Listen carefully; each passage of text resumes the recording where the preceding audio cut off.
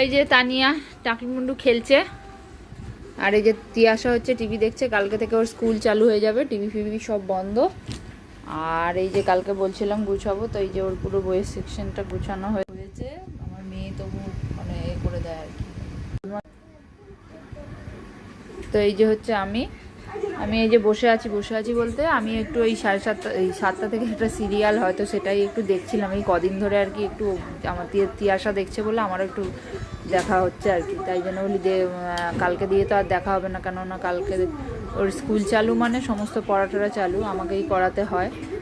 তো এই যে ওকে ছোটোটাকে পড়তে বসাবো, 7:30 দিয়ে পড়তে বসাবো। ওই সিরিয়ালটা আধ ঘন্টা একটুখানি দেখছি। সেলাই করছিলাম সারা দুপুর, সেলাই করে রান্নাটা সেরে দিয়ে এসে একটু বসেছি, দিয়ে যে আবার ওকে পড়িয়ে আবার সেলাই করতে বসো।